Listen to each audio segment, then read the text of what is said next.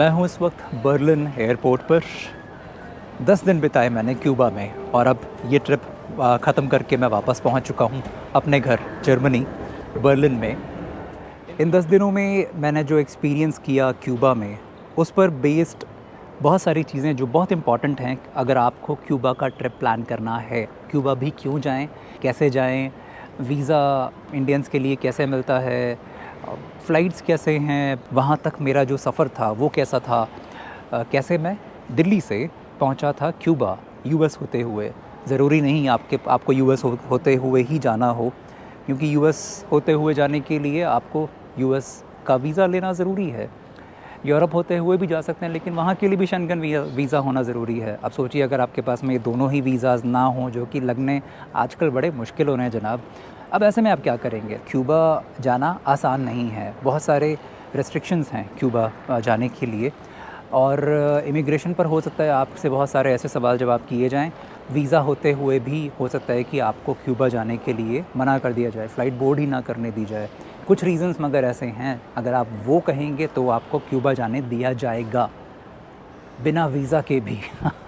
सारी बात वो रीज़न्स कौन से हैं, बिना वीज़ा के आप कैसे जा सकते हैं, ये सारी की सारी बात भी आगे इस वीडियो में शेयर करूँगा। और भी जैसे कि बेस्ट टाइम कौन सा है, वहाँ पर आप कहाँ कहाँ जा सकते हैं, मैं कहाँ कहाँ गया था, क्या मुझसे मिस हो गया, सारी की सारी चीज़ें इस वीडियो में मैं आपसे शेयर करूँगा। अगर आप क्यूबा जाना चाहें तो ज़रूर देखिए इस वीडियो को और उसके बाद इस सीरीज़ को।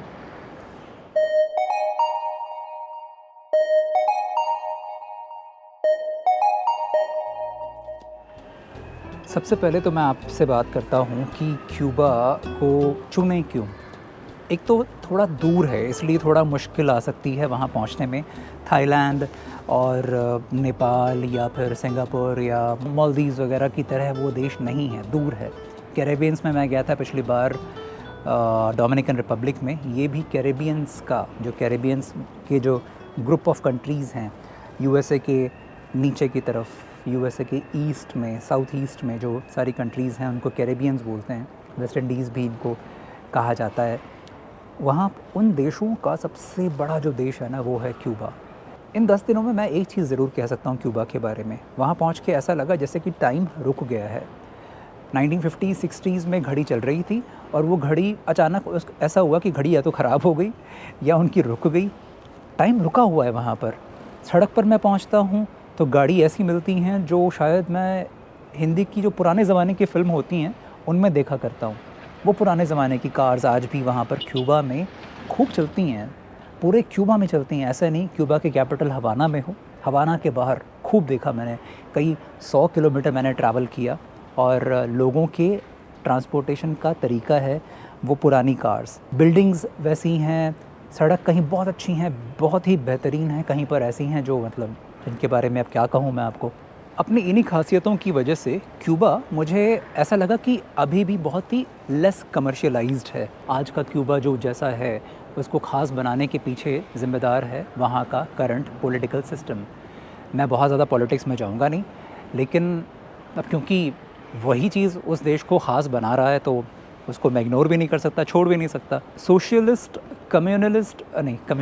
कम्युनिस्ट सिस्टम है उस देश में कई सालों से, और उसकी वजह से एक ही पार्टी है वहाँ पर। अभी पॉलिटिकल सिस्टम है कैसा, अगर आपको थोड़ा और समझाऊँ मैं, तो बहुत एक्सट्रीम लेवल पे ये पॉलिटिकल सिस्टम देखने को मिलता है नॉर्थ कोरिया में।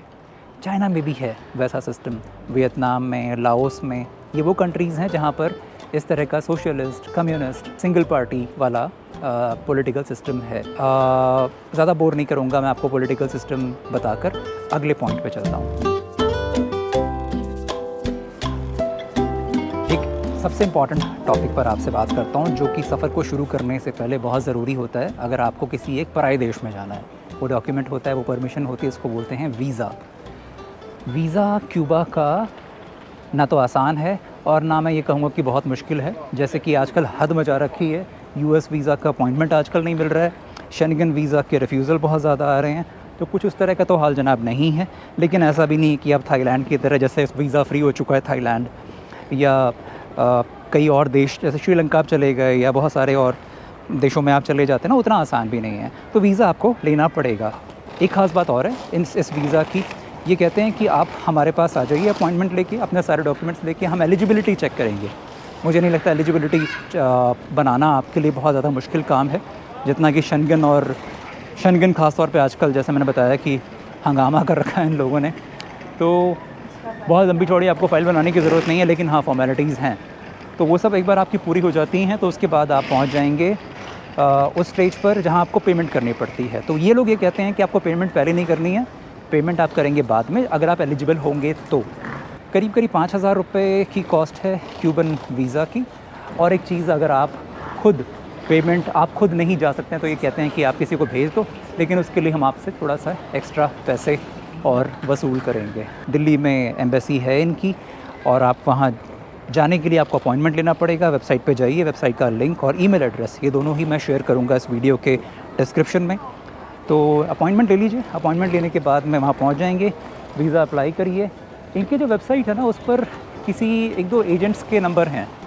अब क्योंकि ऑफिशियल वेबसाइट है एम्बेसी की, तो आप उनसे भी कांटेक्ट कर सकते हैं।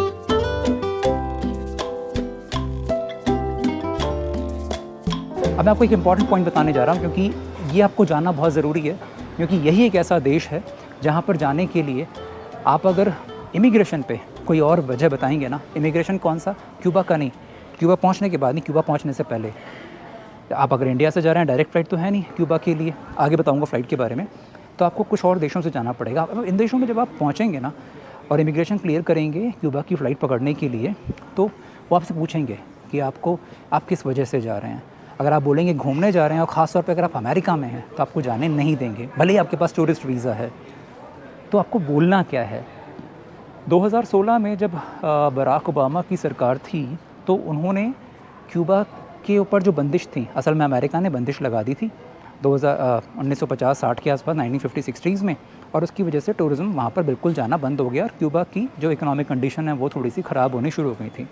अब क्या हुआ, बराक ओबामा की सरकार आई तो देखा कि थोड़ा यार लोगों को ज़रूरत है, थोड़ा सा लूज़ करते हैं, थोड़ा सा हम अपने जो रेस्ट्रिक्शंस लगा रखी हैं थोड़ा इनको कम करते हैं। तो 12-13 ऐसे कुछ वजह बनाई, उनमें से एक वजह थी to support the people of Cuba. आप अगर इमिग्रेशन पे जा रहे हैं ना, आप क्यूबा की फ़्लाइट पकड़ने से पहले आपका जो इमिग्रेशन होने वाला है, उस इमिग्रेशन की बात कर रहा हूँ, वहाँ पर आपको क्या बोलना है।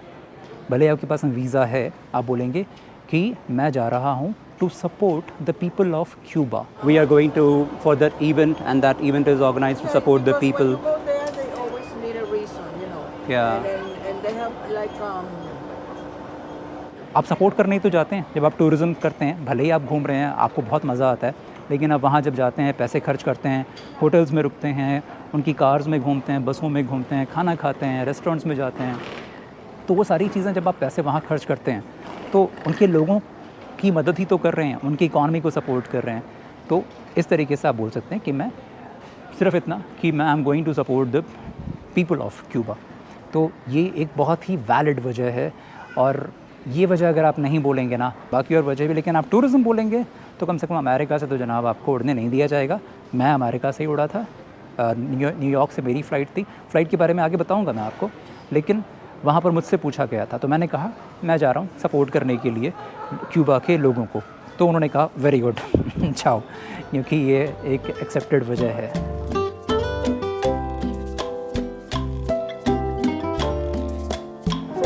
क्यूबा का जो वीज़ा है वो तो एम्बेसी से लगता है, लेकिन मैंने आपको इस वीडियो के शुरुआत में एक बात और बताई थी कि ज़रूरी नहीं कि आपको वीज़ा चाहिए। एक होता है टूरिस्ट कार्ड।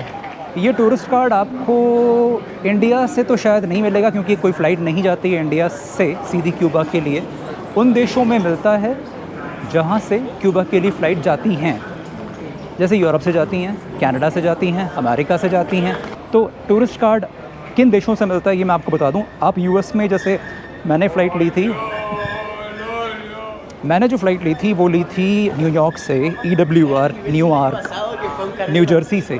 तो वहाँ पर टूरिस्ट कार्ड आप ख़रीद सकते हैं, उसकी कॉस्ट है $85 जब मैं था तो मैंने पूछा था, हालांकि मेरे पास में वीज़ा था, लेकिन क्योंकि मुझे आपको इन्फॉर्मेशन देनी थी, आप वो लोग जो कि यूएस में रहते हैं या यूएस से होके फ़्लाई करना चाह रहे हैं क्यूबा, उनके लिए बहुत आसान ऑप्शन है।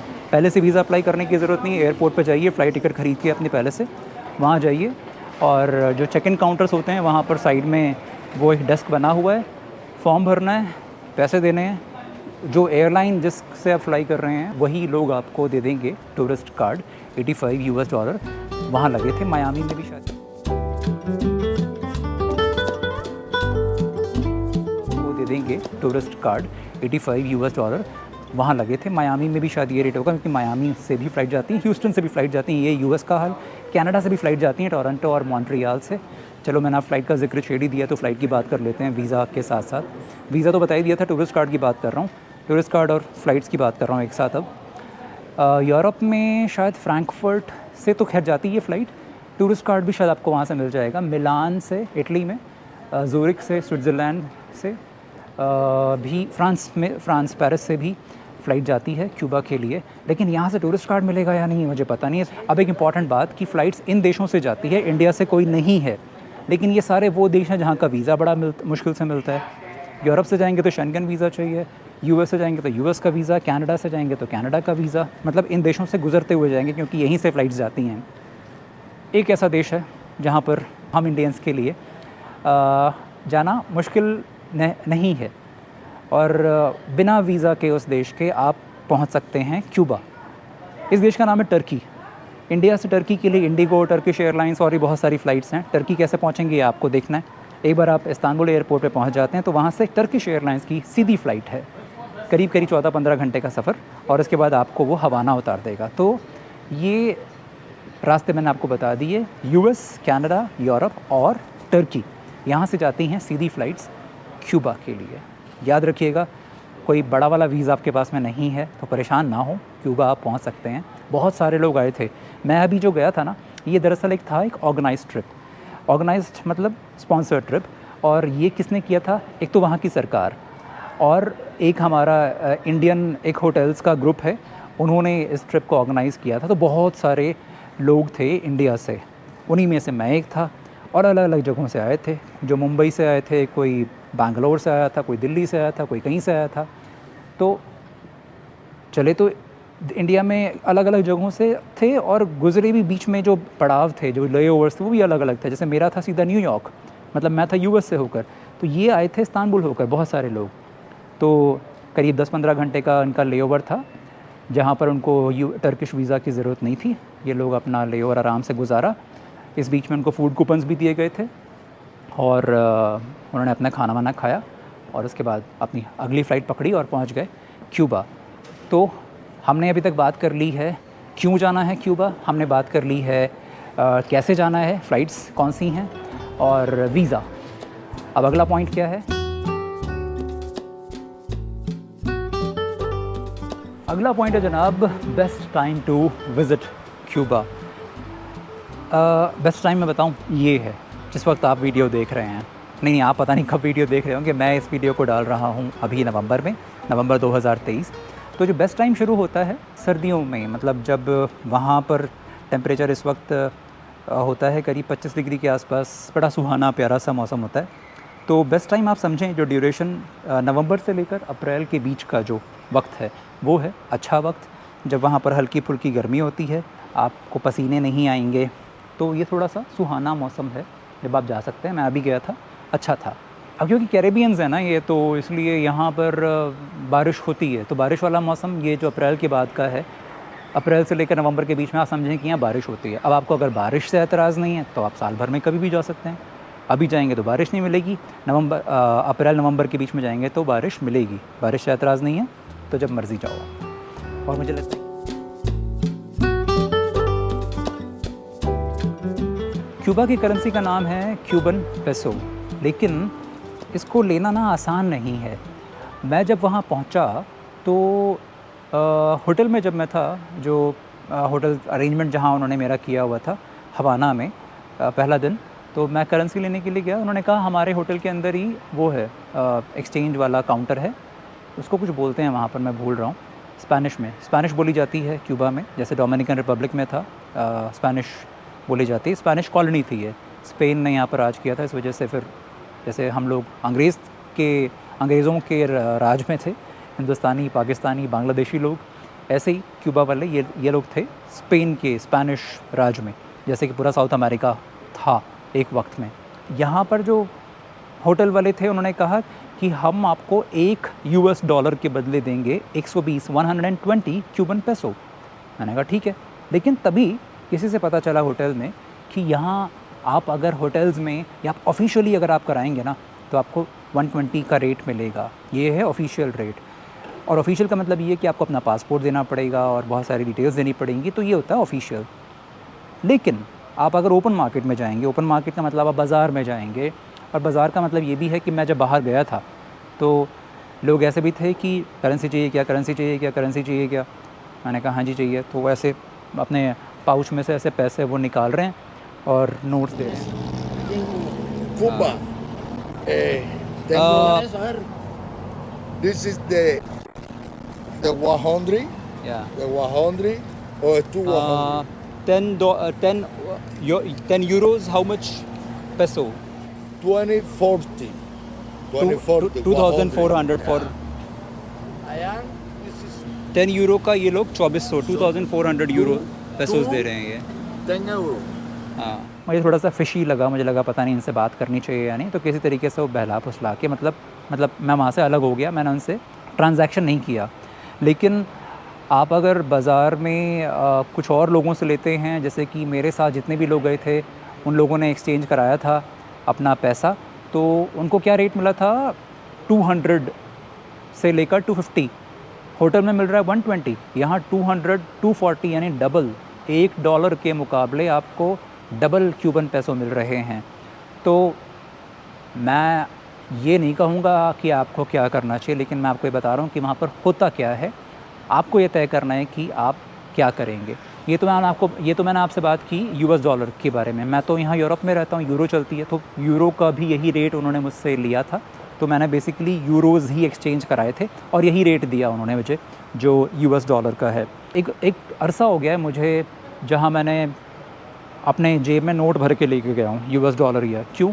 क्योंकि इंडिया में आजकल अच्छे कार्ड्स आ गए हैं, ऐसे कार्ड्स जो डेबिट कार्ड्स हैं। आप ATM का यूज़ करो और पैसे निकाल लो जिस भी देश में जा रहे हैं, बिना वहाँ के ट्रांजैक्शन ज़्यादा फ़ीस दिए। कि क्यूबा में भी क्या आप उनको इस्तेमाल कर सकते हैं?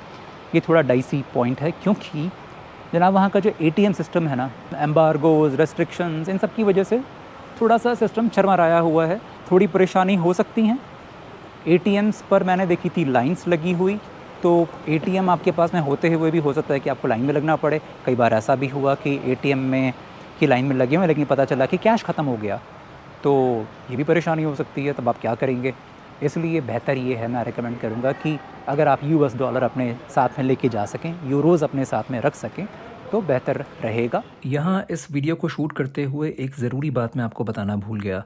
अपने साथ में अगर आप US डॉलर्स या यूरो लेकर जाते हैं क्यूबा में, तो उसको एक्सचेंज ज़रूर करा लें वहाँ कोई भी ट्रांजैक्शन करने से पहले। वैसे तो जो दुकान है, रेस्टोरेंट्स वगैरह, वहाँ पर आराम से, बहुत ही आराम से वो लोग US डॉलर्स वो एक्सेप्ट करते हैं, लेकिन आप उनको US डॉलर देंगे तो हो सकता है कि वो आपको एक ख़राब रेट दें और वापस आपको पैसे कम मिलें, और कई बार कुछ और दूसरे तरह की परेशानी भी होती हैं। बेहतर यही है कि अपने US डॉलर या यूरोज़ को पहले कहीं जाके एक्सचेंज करा लें क्यूबन पेसोज़ में, और उसके बाद उन क्यूबन पेसोज़ के थ्रू ही ट्रांजैक्शन करें।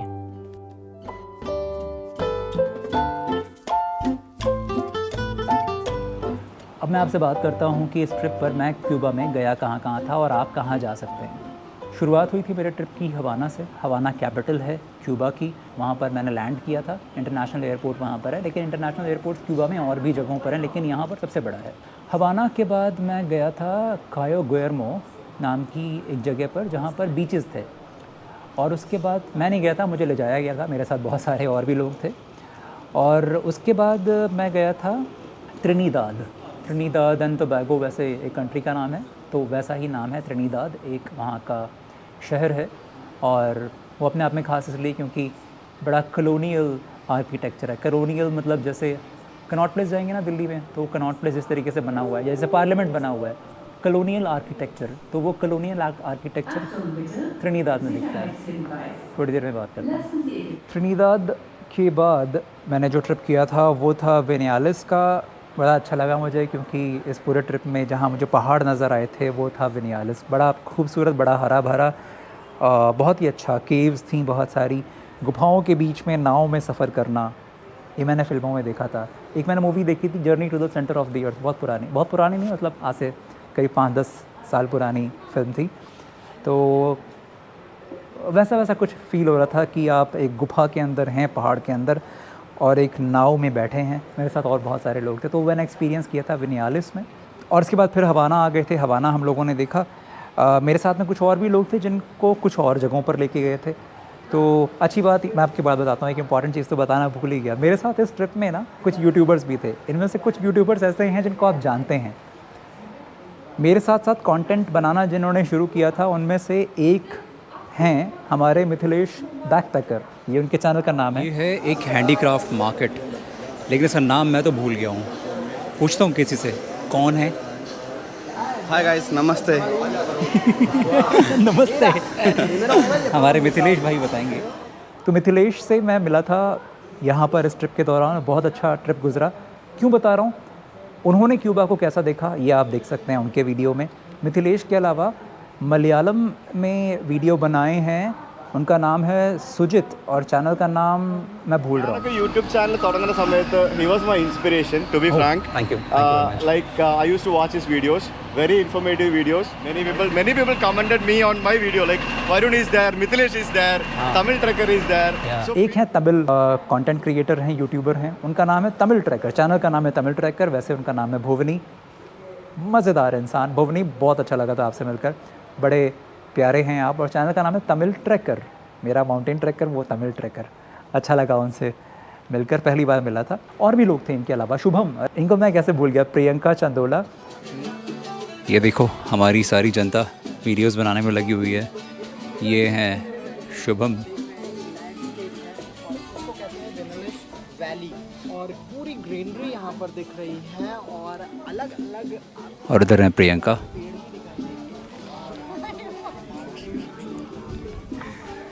बस यही कर रहे हैं हम सारे के सारे जब से आए हैं। आप इनके वीडियोस भी देखकर क्यूबा के अलग अंदाज़ को देख सकते हैं। मैंने एक अलग अंदाज़ में कवर किया, उन्होंने एक अलग अंदाज़ में। हो सकता है कि इनके वीडियोस आ भी चुके हों। मैं थोड़ा सा लेट लतीफ़ हूँ, मेरे को थोड़ी आदत है वीडियोस को ज़्यादा परफेक्शन तरीके से बनाने की। परफेक्शन से एक बात अचानक मुझे याद आई कि मुझे ना सीरियसली अब ज़रूरत है कि मैं ये जो वीडियो बनाने का काम है, एडिटिंग वाला काम, ये मैं सोच रहा हूँ थोड़ा डेलीगेट करूँ। तो मुझे ज़रूरत है एक वीडियो एडिटर की। आप अगर मेरे वीडियोस देखते हैं और आपको मेरा स्टाइल पता है और आपको अगर पसंद है घूमना, ये बहुत ज़रूरी है, ये बेसिक एलिजिबिलिटी है वीडियोस को एडिट करने के लिए मेरे। तो मुझे तलाश है एक वीडियो एडिटर की। ये मैसेज आप पास कर सकते हैं अगर आप खुद नहीं हैं, पर आप किसी को अगर जानते हैं और अगर करना चाहें, घूमना पसंद है, ये सबसे ज़्यादा ज़रूरी है। ऐसे वीडियो एडिटर तो ख़ास तौर पे मैं इनको चाहूँगा जो फाइनल कट प्रो पे काम करते हों, final FCPX, final cut pro 10। तो बताइएगा प्लीज़। और मुझे आप कैसे आप कांटेक्ट करेंगे? business@touristhelpline.com ये ईमेल एड्रेस है, लिंक शेयर्ड है डिस्क्रिप्शन में, स्क्रीन पे भी लिखा होगा।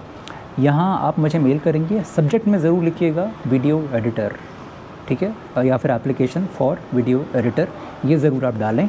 तलाश है एक वीडियो एडिटर की। बस ये था सारा हिसाब किताब। कहाँ जा सकते हैं, कैसे पहुंच सकते हैं, वीज़ा कैसे मिलता है, कब जा सकते हैं, मेरे अलावा और कहाँ देख सकते हैं क्यूबा को, किन चैनल्स पे देख सकते हैं, ये इस वीडियो में मैंने आपके साथ में शेयर किया। आने वाले वीडियोस में मैं आपको बताऊंगा दिल्ली से न्यूयॉर्क यूनाइटेड एयरलाइंस की फ़्लाइट से मैं पहुंचता हूं। वहां पहुंचने के बाद 2-3 घंटे के बाद में मेरी अगली फ़्लाइट थी हवाना के लिए। न्यूयॉर्क से सीधी फ़्लाइट थी न्यूयॉर्क से न्यू जर्सी, लेकिन पता चला कि मेरी फ़्लाइट डिले हो गई थी। इतनी डिले कि अगली फ़्लाइट मुझे मिली ही नहीं, और उन्होंने कहा भाई साहब अगली फ़्लाइट जो है वो एक ही जाती है पूरे दिन में।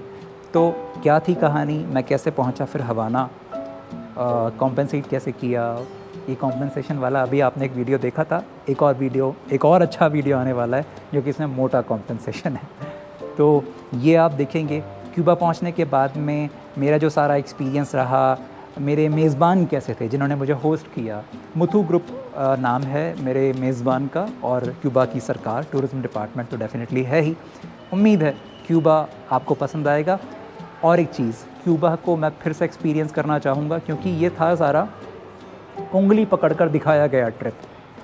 चलो जी बस में बैठ जाओ, यहाँ पर उतर जाओ, ये देखो वो देखो, अब आ जाओ वापस बस में, रात को यहाँ सो जाओ, अगले दिन हम ये करेंगे और वहाँ चलेंगे। मज़ा आया, बहुत मज़ा आया। कुछ नहीं करना पड़ रहा था, बस में बैठ रहे हैं, होटल जा रहे हैं, सब पहले से प्लान्ड है। आलीशान तरीके से इस ट्रिप को किया, तो थैंक यू मेरे ऑर्गेनाइज़र्स को, इस ट्रिप के ऑर्गेनाइज़र्स को। लेकिन मुझे इस क्यूबा देश को, जहाँ के लोग बहुत फ्रेंडली हैं, और ऐसे देशों को ना सच में इन लोगों के साथ में जब तक इंटरेक्शन नहीं होता है मेरे को मज़ा नहीं आता। तो मुझे अपने तरीके से क्यूबा को देखना है। तो अभी आप देखेंगे क्यूबा को एक अलग अंदाज़ में। मैं फिर जाऊंगा क्यूबा, जब भी जाऊंगा बताऊंगा। इंस्टाग्राम पे ज़रूर जुड़े रहिए क्योंकि इंस्टाग्राम पे मैंने क्यूबा के ट्रिप की अनाउंसमेंट बहुत पहले कर दी थी, बता दिया था। तो जब भी मेरा क्यूबा का नेक्स्ट ट्रिप बनेगा या जो भी सारे ट्रिप्स बनेंगे, इंस्टाग्राम पर जुड़े रहिएगा। फ़िलहाल चलता हूँ, ये है बर्लिन एयरपोर्ट, घर जाने का वक्त हो गया है।